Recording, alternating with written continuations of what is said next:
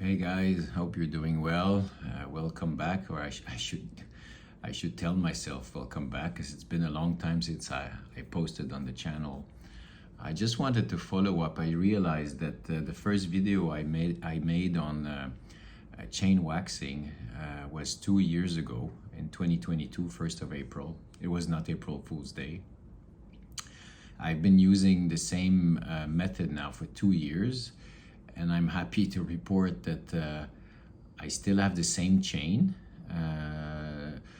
for about, I would say, between 15 and 18,000 kilometers. So that's 10,000 miles roughly.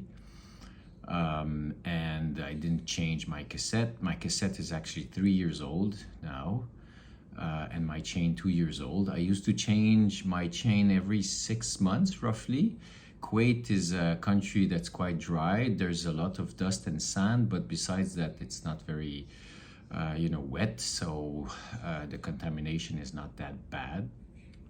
And so I used to change my chain every 6 months, my cassette roughly every year, a year, maybe year and a half. And now 3 years with the same cassette, 2 years with the same chain. So I'm actually saving a lot of money, and I'm saving a lot of time, because maintenance is, I just did now re-wax my chain with the secret what's the name, super secret lube from Silka. It took me 3 minutes. Just put it on the different links, went around with the chain with my gloves and just making sure the wax goes into the links, and that's it. So most of the time when I do let's say not just a quick top up, I still use a cyclone. So I put the wax inside this box and then go and pedal backwards to get some of the brushes to push the wax inside. So I do that normally once a month, and in between, depending on how many kilometers I ride, normally it's around 200, 250 a week. So I would re-wax my chain twice during the month with just putting the drip on the chain directly and massaging with my hands. Then I'm using the cyclone every month. So it's been amazing. I will show you now the measurement of the chain. The tool I have, according to Zero Friction Cycling, is not the best tool to measure, but it's the one I have, and it's the one I've been using all the time. And you can see from the image that the tool does not go inside the chain. Even if I press it firmly, I try to push it, it's not going. So for me, that's a sign that the chain is good. And my cassette, you'll see also in this image that my cassette is, of course, it's dirty. There's wax on it, but it doesn't show any sign of wear. Like there's no, very pointy tooth. They're all very square, and there's no, my shifting is crisp and great, and there's no noise coming from the drivetrain when I ride.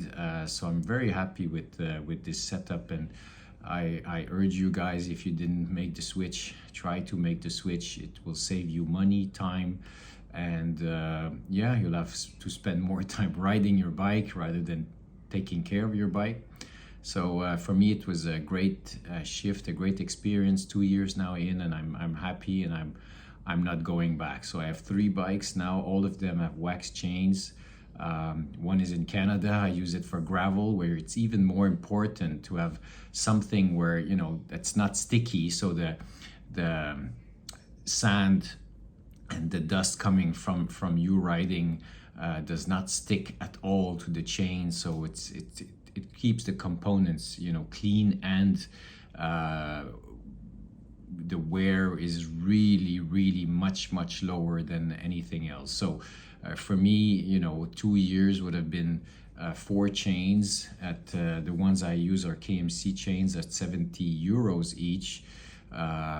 So that's already 300 euros plus 2 cassettes, or let's say 1 cassette Ultegra. So that's also a couple of a couple of euros.